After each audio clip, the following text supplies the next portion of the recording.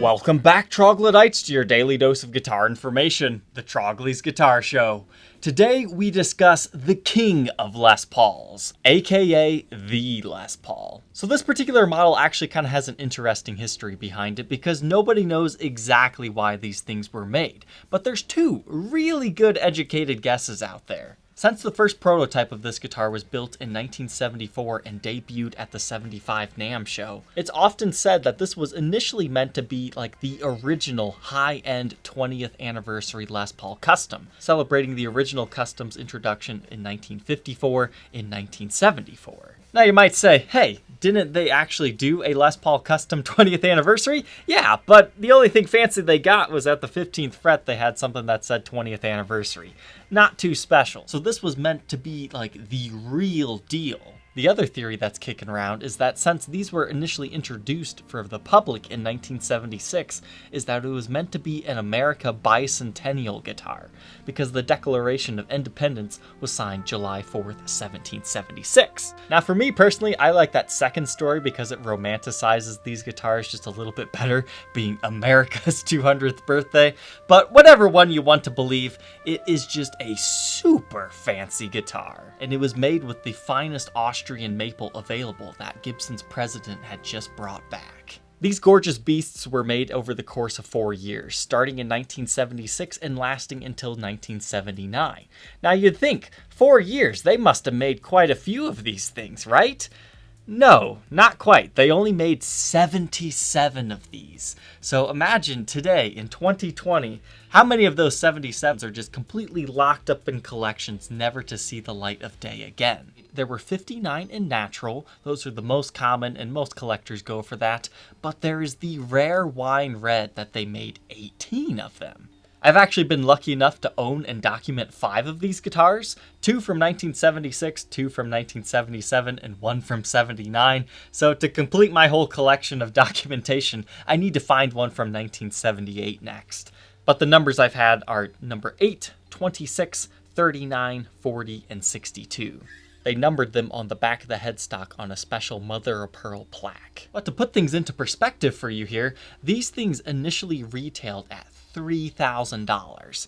Now $3,000 in today's standard, that doesn't sound too bad. That's like what a regular Les Paul Custom, actually cheaper than a custom shop custom would cost. But adjusted for inflation, that is $14,000.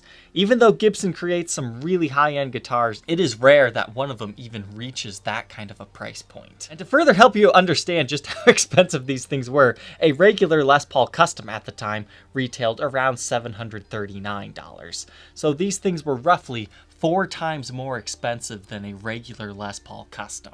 So what exactly makes these things special besides, having really nice flamed maple on them? It comes down to the wooden appointments. Anything that used to be plastic on a Les Paul is now wooden. So we're talking things like the binding here. It is complete rosewood binding, multiple layers even. The back plates, they are also all wood. The output jack plate, the knobs, the pick guard, the pickup rings, the toggle switch tip, the poker chip, the truss rod cover, even part of the nut is made out of wood. If it could be made out of rosewood, they did. And they actually outsourced the production of these wooden parts. But perhaps the biggest feature about these guys is the mahogany core. Now I know mahogany core sounds like some sort of subgenre of metal music, but when I say mahogany core, underneath all this maple, there is still mahogany here. What they've done is you have a regular 2-piece flame maple top here, but it's surrounded in a laminate of finely figured maple here. Now, it's not quite like a paper-thin veneer. We'll see it on the workbench. I mean, it's still got a decent thickness, so it's not just, cheap garbage stuff. There was a lot of time and effort put into this thing. But this guitar was like the birth of Gibson's art guitars. I mean, this isn't quite as fancy as something that they can produce today with a bunch of fine inlay work, but there's a lot of classic elegance and beauty to these guitars as well. But these things also have a lot of 70s quirks to them, like the harmonica bridge and TP6 tailpiece. That kind of makes them look bulky, and not everybody loves and appreciates this model. But this guitar later on influenced models like the Super Custom, from the first run being in 1979 to 1980, and then due to Neil Sean's affiliation with them, the Japan exclusive limited run in 1984. Fun fact, the very first Super Custom actually had the wooden binding of a The Les Paul and a harmonica bridge on it. You can see those photos here. The owner of that graciously shared that to him. Maybe one day I'll get a hold of that guitar to do a full review and documentation as well, but he definitely wanted a pretty penny for that guitar. And if you want to check out videos of both runs of the Super Customs, I also have those. But it also influenced the Super Standard. Now, since releasing this initial video about this guitar, I later found out that this was built for the 1979 NAMM show as like a super display piece. You can see you've got similar abalone inlays on this one as to the Les Paul, and it's got that fancy kind of birdland styled headstock, but this also had that finely figured Austrian flamed maple back here. And it also had it on the sides of the instrument, but it still has that same mahogany core to it. So a The Les Paul is like just so historically significant. That's why I love these guitars, because they really showed what Gibson was capable of doing, despite the 70s and 80s kind of being an era of lower quality guitars as compared to what you're used to seeing in the 50s or 60s. Now, with these things being ridiculously expensive, obviously only rich rock stars or super rich collectors that are doctors and lawyers could afford them at the time. So naturally, there are 4 of these guitars that have famous users. The first guy we have to talk about is Les Paul, the man himself. Number 1 was played at the 1976 Grammy show with Chet Atkins. But after that show, he had to ship it back to Gibson for its final appointments, because remember, they had been working on that thing since 1974. They just wanted to make sure that he had something super spectacular to play on that show. But Gibson accidentally, when they had finished that guitar, shipped it off to a store instead of Les Paul. As part of Les Paul's contract, he was supposed to get the first guitar of every run. So that's like the number one that he didn't get. And that one ended up being in the hands of a guy called Dennis Chandler. I've actually spoken with him. He still owns it. Maybe one day I'll get it to document. Maybe I'll just have to buy it now that I've sold this one. But Les Paul was then sent number 25 as his replacement, and when Les Paul passed on, number 25 sold at auction for $48,000 plus buyer's premium. The next famous guy is Roger Fisher, the guitarist from Heart. Now his was also natural, but it met a not so natural disaster. In a fit of rage over Nancy Wilson, he smashed his The Les Paul. But don't worry, it still lives. Unfortunately, I don't have photographic proof at this point in time, and I've never been able to get the number of Roger Fisher's The Les Paul. But the last famous user of one of these guitars is Steve Howe. The number of his is number 26. Oh. Yeah, that's right. This one's actually Steve Howe's guitar. If you go to YouTube, type in Heat of the Moment, watch the music video, you see this exact guitar in Steve Howe's hands. When he does that little slidey note playing thing, you see these exact inlays right there in that music video. This 7th fret inlay right here is just so iconic. It has this like eye to it. The pickguard also has that eye. But you can also see it in the Don't Kill the Whale music video that's pretty much featured the entire time there. It's also in various YouTube interviews, old collection videos of his, as well as him just using it on tour. So if you can find old live footage of him, you might see this exact guitar being played. And most importantly, it was published in his book, The Steve Howe Guitar Collection. It's on page 35. So once again, you can see all those very distinctive wear pattern marks, the same type of flame figuring on this. You can also see where he tells you that it's serial number 26, as well as once again that really fancy intricate abalone inlay right there. Without a doubt, the very same guitar. If you're wondering how I got this guitar in the first place, you'll have to check out this video where I share that and a fun story of how I almost got on the TV show Pawn Stars with this guitar. And Steve has since sold quite a few guitars recently, so if you just go to Reverb and type in Steve Howe guitar, you'll actually find a few of his other very iconic pieces that have come up for sale recently, but this one was sold a long time before those. But now that we understand just how historically significant this guitar is, all on its own, being a wine red The Les Paul, let alone Steve Howe using it and creating some awesome music with it, let's go ahead, throw this one on the workbench, and take an individual look at all of its parts and specs one last time. Inside the Steve Howe Les Paul. One last time I had to take this guitar apart, but it's 100% worth it to document it in this new style. So let's just kind of zoom over this highly figured top. Now the one thing about this top is it's not like necessarily the most crazy flame top at all angles. There's actually some areas that you could argue is kind of dead, but for whatever reason it kind of works on this wine red finish, so I think that's why they chose to finish this one in this color, because the natural ones wouldn't play off this as well. But if you catch it at certain angles like this, those dead spots become highly figured spots. So it's just kind of a game of peekaboo. And even here underneath the pickguard, you can see there's another area like that. But what's always impressed me about this guitar is at how little it has faded over the years. Normally a finish like this, underneath the pickguard you would see it's a little bit more red. Now this one you can see it's a little bit darker, but I think that's just because of the extreme flameage right there. It kind of changes depending on your angle as well. But let's go ahead and take a look at these individual parts and specs. Now when I first tore this guitar apart a couple of years ago, I was shocked to see this. This is a transitional neck tenon, and the other ones that I've torn apart have not had that. But that's only because this is a very early The Les Paul. So this has the old construction method of like a 75 custom. Spoiler alerts, we're going to see a lot of really cool early features of these 70s Les Pauls as compared to the other The Les Pauls. But you can see even on a high-end $14,000 Les Paul of the day, they even have a small little gap in the neck tenon pocket right there. You can also see the vintage buffing compound here on the edges still in place.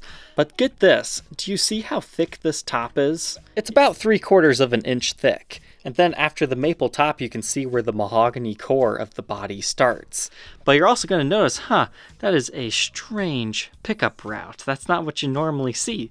And it's because these utilize these super special pickup rings. You can see these on some L6S guitars. And essentially what they've done is they've added a third height adjustment spring location. So not only can you raise it up and down, but you can also affect the tilt of the pickup up and down this way. And the stock pickup in these guys is just a regular T-top of the era, so nothing too fancy. And all they did was crudely solder another leg onto these pickups. But you can tell that these T-tops date to about 1975, judging by the fact that they do not have any type of date stamp on them. And that extra routing right there is so the leg can fit down inside of it. And here's an up-close look at this wooden pickup ring. The outside of this actually does have a very nice sheen to it. It has a certain type of finish. But when you flip it over to the back, you can see it's kind of rough and raw here. But notice how it has an outer ledge that kind of sticks up on the guitar, and then the inner portion of it is actually kind of carved out. The wooden parts have always been super fascinating to me about this guitar. And this is probably the only time you'll see one up close like this. As far as the bridge pickup cavity route, it's pretty much all the same stuff that we had saw before here. Buffing compound and all, including the crudely soldered on third leg, with the same type of pickup. So all that stuff you heard Steve Howe use this guitar on, it is a 100% stock T-top custom. Just as far as documenting the condition real quick, you can see where Steve's pick has actually kind of roughed up the pickup ring right there. And as far as the gold goes, he's just kind of worn it off right there a little bit, but as far as right here, it's actually pretty good. That's the thing about Steve's stuff. I mean, despite this guitar actually touring around the world, even the gold hasn't completely worn off in most areas. You just got a little bit of light pitting, including on this harmonica bridge, which is another shortly lived kind of 70s part. But it's probably one of Gibson's best bridges because look at all that intonation adjustment room. But they probably gave themselves that much room of adjustment just in case, you know, they have something wrong here, you can compensate it for it there. But these were made by Schaller in Germany. Some of them will actually say made in Germany on the back, but this one does not. And it's called a harmonica bridge because, yeah, it kind of looks like a harmonica. And this, as we were talking about yesterday, is a Rendell Wall creation, the TP6 tailpiece. It says Gibson on the back, made in USA. And you do have fine tuners that do work if you choose to use them, and it looks like Steve lost one of these. Can you tell which one has been replaced? This one. It's easy to tell when you look on the side because the thread count is much different and you can tell it's a lot smaller. And the coating of this one has actually fallen off over the years. As far as pickup ratings go, it's pretty standard T-top stuff. Bridge pickup 7.42-ish, And the neck position will be about the same, 7.65, and in the middle should be what, 3.5? Yeah, 377. As far as the controls go for this guitar, it's just your standard 2 volumes, 2 tones, but the knobs are what are special. So here we go. This is a complete rosewood knob. You can see it's got some nice wood grain to it. And if you catch them in the light just right, they do have a little bit of like figuring to them as well. And the way that they fit on, they just have a little metal bushing inside of them. All 4 of them are pretty similar, and they also have that gloss finish over top of them. This is one of my favorite features of these guitars because just the way that they've stylized these knobs. They're not super bulky, they're not super round. They're just kind of like those top hats, but a little bit larger. Same thing's true with the pickguard here. It's got that gloss finish over top of it. You can see where Steve's put some scratches on top of it from his picking. And I just love that eye formation on this thing. It's such an identifiable characteristic of this guitar. But you're going to notice even the pickguard on this thing is multi-ply. It has binding on it. So not only do you have the rosewood here, but you have a red, black, red, and then a thick black layer on the outside to kind of help make it stand against the finish. And that's the other cool thing about this having a finish, is some of what you're seeing here is actually natural finish checking. But the backside of this, it's like semi-wet finish. There's a little bit of a finish right there, and then this part is raw. And the last part to look at here is our poker chip and switch tip. The switch tips are a little bit larger than normal, and they kind of come to a flat point at the top. They're not rounded like a normal plastic switch tip, but it is also made of rosewood, and it's very common for these things to break. My heart was broken when somebody shipped me a natural one of these and it broke, because it's like, well, can't really replace that part with an era correct part unless you steal it from another The Les Paul. But here's a real treat, the poker chip, rhythm treble. So I like that this one has a lot of lighter colors to it. That's something that's kind of unique between each and every The Les Paul, and why it makes sense to own more than one is some of them, like this one, will have more dark parts that makes the guitar look completely different than the versions that has the lighter colored parts. Mike Slabowski owns an absolutely gorgeous wine red version with the lighter colored parts. But again, the back here, it's just kind of rough and unfinished. But you can see this is actually a sandwich construction. So you've got the rosewood, then something that's red, and then the rosewood backing. So I would guess that's some type of like birch wood or something else that was dyed a color. And on the output jack, you've got a similar thing going, but since these things are always brittle and weak, what they've done is they've actually added a metal layer in between here. So you've got the rosewood layer, the red layer, that metal brass layer, and then once again, another unfinished rosewood layer. But you got to be careful how you put these things back on because they're actually curved to the side of the instrument, and you can break them. It's also pretty common for these things to naturally come unglued over the ages. It's nice that this one's still together. Speaking of layering, the rosewood binding is not just rosewood either. You've got the rosewood layer, the red layer, the white layer, and then kind of another black layer. That's just a feature that really makes a The Les Paul stand out. Because if they wouldn't have done those other multicolored wood layerings right there, you wouldn't have been able to even see the binding. But moving on from this absolutely gorgeous top, it's time to go to the neck. This is just as special as the rest of the guitar. This video is going to take a while, but I hope you guys are enjoying. So what do you see here just on the fretboard? You actually have 2 different types of wood on it. You have ebony on the outside, and then you have a stripe of rosewood going up the middle. So that's right, this one has an ebony rosewood ebony sandwiched fretboard.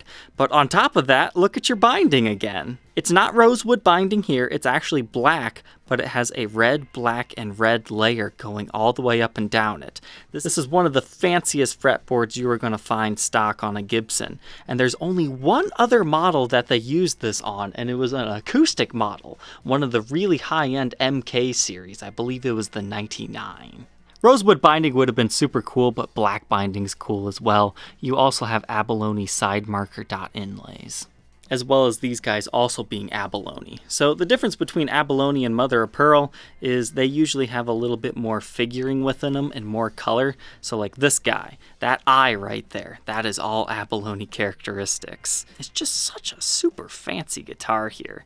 And even the nut is special on this guitar. I absolutely adore the Les Paul nuts because they're so strange. They're scalloped. So you can see how it's wavy and it dips down in between the strings, and then the strings just rest there on the tall parts. And you can see it's the rosewood, red, black, and then the white colored material right there. But keep in mind, not all the Les Pauls have these parts. Some of the later ones in like 1979 will actually use a brass nut, and if they ran out of like the poker chips or something, they would also use a brass one. And the last wooden part to look at here is the truss rod cover itself. These can also vary heavily depending on what type of wood they used on it, but this one's like a really dark ebony-like color, and then they carve straight through that to reveal that red layer, because once again, it's a black red, and then kind of a white, and then a rosewood layer again. And that's what makes the Les Paul turn red, and that's just so cool in my opinion. This one has more of like a satin finish on the outside instead of gloss though. And then the face of the headstock of these guitars, you get this rosewood veneer. I love this particular example because it's really light colored. Some of these are so dark it just kind of looks like a normal headstock, but this one, it's got all that beautiful wood grain to it. And once again, instead of mother of pearl, it's abalone for the custom block inlay, as well as the Gibson logo. And same as the neck, that whole black, red binding continues along the edges of the headstock as well. So super duper fancy guitar. You can even see the flamed maple from here. Let's go ahead and grab these neck specs before I put it back together though. So we have a standard 1.7 inch nut width, and that increases to 2.07 by the 12th. First fret neck depth 0.82, and by the 12th fret it beefs up to 0.98. Now to be perfectly honest, this is not a huge neck, but it definitely is nice and rounded. But the thing to know about this guy is the fretboard is so ridiculously smooth. I've never played another guitar that feels as smooth as this, just like running my knuckles along it right here. They've really done something special here. Now we move on to the beautiful back. To be perfectly honest, I think I like the back side of this guitar even better than the front because just look at all this evil flame up and down the neck, all over the back. Let's go ahead and dive into this. So it's a regular Les Paul custom here. You just have your regular cavities here, but this was so interesting the very first time I opened it. You can tell nothing has ever really been touched in here. So original pickups, original pots, original capacitors. But you can actually see that the pot codes date to late 1975, despite our completion date being 8/13/76. So the fact that it has the transitional neck tenon, 75 pots, like 75 style pickups, that tells me this was built in 1975, and it might actually be the very first wine red one that they made. Now I have no proof to back that up, it just seems to be a very early example of the Les Paul. Not all of them are going to have this feature. And the last super cool 75 feature that will really freak you out, that makes it different, it has a pancake body. So right there, that little stripe right there is another slab of maple. So this particular The Les Paul has more maple than all the rest. Just when you thought you couldn't get any more maple, right? Another interesting little fact here, you can actually see there is a proper grounding wire channel right here, but it was not used. You can find that sometimes. But this is the era where they put this giant metal shielding tin over top of everything. But now here's the big question. How thick is this veneer on the back? Notice how it's actually a step down right here where the back plate will sit on top of. It really just kind of curves down along there. You can definitely see it along the toggle switch one. It just looks so elegant and flush.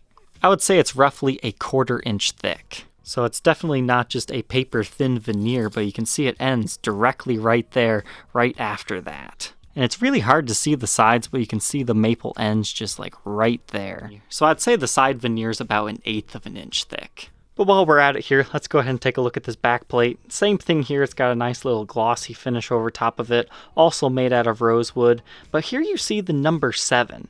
Now all of the Les Pauls I've taken apart, some of them actually have these numbers matching across all of the parts. Some of them don't have them at all. This one just has it on a few of them, so it's kind of interesting. But once again, the back's kind of that rough feel. And pretty much the same thing going on for the back plate here. But you notice, this one actually has a stamped 7. I'm guessing these were used to identify the different sets that they were making for these guitars. Because once again, this was an outsourced job from somebody that was not Gibson making them. And here's our toggle switch cavity. Same thing pretty much going on here. You can see the continuation of the flamed maple, and it's got that whole shielding tin around it. But the back laminate is 2 pieces as well, similar to the front. But just take a look at just how well Mr. Howe took care of this guitar. I mean, yeah, you got a large ding right there. You could probably French polish that out in a roundabout way. But as far as buckle worming, just a very little bit right here. After I had made my initial video of this, I had a few people say that Steve Howe was well known for taking great care of his instruments. So despite this thing, traveling, it is definitely in great shape and it served him well. But here's a rare sight, the edge view of this guitar. It's just so luxurious because not only do you have that rosewood binding layer, but you have all those white, black, and white layers. It looks like maybe even a red layer around there too, paired with that flamed maple veneer on top of that as well. The fact that this one's red kind of makes it look like an Emperor's guitar. But take a look right here. They've actually capped off the entire body with this wooden binding. That is just so elegant. I think it would have been an interesting choice had they had capped it off along the edge of the neck over here as well. But they did the thick binding in the cutaway, and you can see that they capped off the cutaway right there. And once again, they did the lining around that as well. And the reason why they cap the thumb off like they do, it's because they can't bend the laminate all the way across, so they do these multiple pieces just to make their life a little bit easier. But this right here, it's exactly why you buy a fancy guitar like this. And then if you get all the way down to the bottom, they have like a little V pattern right here along the strap button, which is just another area where they started the laminate piece, and it just kind of looks fancy. Some of the Supers also have very similar features to these, but it seems they just vary run to run, depends on who made the guitar. And now we get to move on to this neck. Something I kind of forgot to tell you about the black binding is it just kind of looks like the continuation of the ebony fretboard, and that's something that I really like about it. But just check out all of this figuring. It's just so crazily flamed. And something that's unique about a the Les Paul is the fact that it is a one-piece flamed maple neck. Typically in this era, it would be a 5-piece maple neck. So 3 pieces maple with 2 pieces walnut. It kind of gives it an interesting look, but finding something this highly figured in this era is just so rare. You also have that very large pronounced volute. The Les Pauls typically have the largest volutes of any Gibson. This one, it's honestly not that big, but I've had some that are just like massive ski ramps. And you'll also see that this has a very fancy heel cap down here too. That appears to be just some sort of black binding material, not rosewood.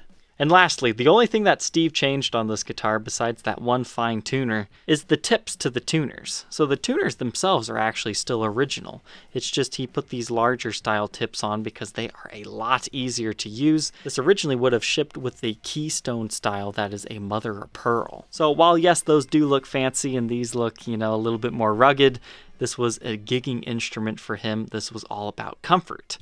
And you'll see here once again our mother of pearl plaque. So here's an up-close look at this thing. Number 26, 81376. I mean, that is just a thick old slab of mother of pearl right there. Now, just as a fun fact, some the Les Pauls actually have a traditional serial number underneath them, and some do not. This is an iteration that does not have a traditional number under there. But the easiest way to know if you're actually going to find a serial number in here or not is if there's a Made in USA stamp on it. This one does not have that, so you can definitely know that it will not have a serial number. But you're going to notice something. You see this smudge? That's actually Steve Howe's signature in invisible ink. We'll see that more clearly in the Blacklight Test. Despite all this super heavy maple, it only weighs 10 pounds, 14.9 ounces.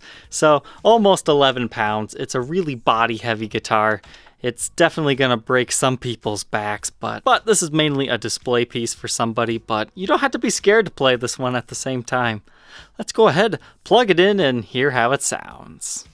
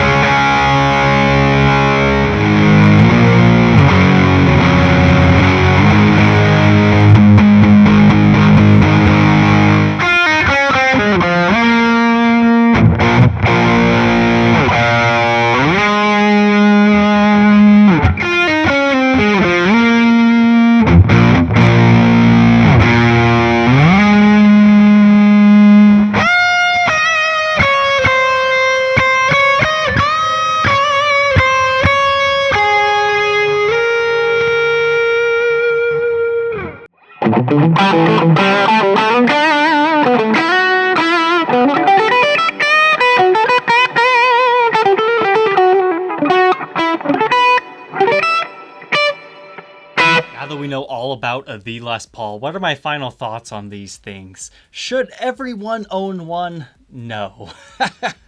Not everyone can afford one. And honestly, are they the best playing Les Pauls ever? No, they're just kind of an interesting piece of history. They have a very unique tonal capability to them. A lot of them are very bright sounding with all this maple, but this one's a little bit more mellow in comparison to the other ones. I actually did a shootout between this one and a different The Les Paul in this episode. To be completely honest, it's one of the most uncomfortable guitars I've ever played. There's a reason why Steve called this his best power chord guitar, and that's because it feels really, really stiff. Like, this neck is permanently straight. That's just how perfect it is. The truss rod has never been touched. But doing bends on this guitar is just nearly impossible. It feels like you have 14 gauge strings on it, but I don't. I have 10s. So that doesn't make it great for like rock guitar playing, but if you're doing jazzy type stuff or you're doing the power chords, it's like almost perfect. So it might not be the guitar for everyone, but when you listen back to Steve Howe's playing style when he's playing on this guitar, it's like, oh, now I understand. But despite being a stiff playing guitar, it feels like velvet. I mean, you just slip and slide all over this fretboard when you play it. It truly is quite the experience. And just in case you're curious how much one of these things costs, from a dealer, you're going to be looking to pay anywhere between like $17,000 to $22,000 for a regular one. I had advertised this guitar at what I thought was a steal, $30,000, and it was mainly just because it's a rare guitar with a rare finish. I didn't put a huge premium on the Steve Howe ownership, but there definitely was a little bit there because this is one of the famous The Les Pauls.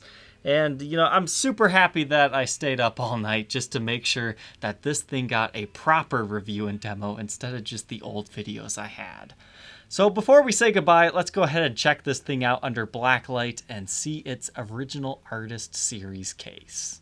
So despite the finish not fading too much, you can definitely see this is an old vintage guitar here. Look at the way that this whole thing glows, even those wooden parts because they have a finish as well. I like that the multicolored segments here like really glow this like bright color. It stands out against this green finish as well. And what's really unique is the way that the finish lays on top of this rosewood. It kind of absorbs into it or something like that, so you can actually see the wood grain streaks within that as well. Well, we'll take a quick look around the edges here just because this is just such a joy to look at all this weird stuff. It's not every day that we see a guitar that blacklights so beautifully. But you can see there is some edge wear here where he had a strap. It's definitely not a mint condition collectible. I'm sure there's a lot of collectors that are like, why did Howe have to play that one? But the back here, beautiful. Even buckle worming rash and all. It's just this ghostly green color. Moving up the neck here, this doesn't really help us too much in this situation. But take a look at this headstock here. Isn't that a cool sight? Especially the Les Paul truss rod cover. That just looks like something out of some sort of swamp lagoon. Even the nut has some cool glowing going on. And finally, back here. The first time I saw that, I flipped out and I asked the seller, did you know that he signed this on the back of the headstock? He said no, in my 15 to 18 plus years of owning that guitar, he never even realized that. So wasn't that just an interesting treat? Here's what the original case looks like for this one. There were two different iterations of the Artist Series case for these guys. Now the story behind this is these cases came out around 1974, but they were ridiculously expensive, so they didn't sell very many. So in order to use them up, they gave them to the Les Paul series. But it's kind of just like a regular case as far as the latches go, as far as the handles go. But it's this really nice Tolex-like material right here. It kind of feels leather-like, but there were two different colors. Usually you'll find the black one that has the black exterior and then the black interior, but the vastly superior one, in my opinion, is this like oxblood finish. So it's like a dark red on the outside, and then you get this luxurious purple on the inside, and you get this little Gibson banner and everything. It's just a beautiful case. Now, as far as terms of, protection for the guitar, they're usually not the best. They wear down quickly. I mean, you can see there's not much padding right there anymore. And they don't really support the guitar very well, like the headstock will touch down. Now, I am happy to say that this one's actually in pretty good shape. It does support the headstock really well, but I always left a little bit of extra bubble wrap in here if I was ever traveling with it. But a super luxurious case for a super luxurious guitar. I hope you troglodytes enjoyed getting to take a look at Steve Howe's old guitar. Steve, if you're watching, I hope you enjoyed getting to see your old little beauty here in probably more detail than you ever cared to. I will miss this guitar. It's probably one I should have kept, but since I don't really have a proper place to display this thing, I think it's better to move it on to its next home. I had a great time being its caretaker for a little bit, but thank you troglodytes for tuning in today. Don't forget to like, comment, and subscribe, and we will see you tomorrow on the next episode. Take care.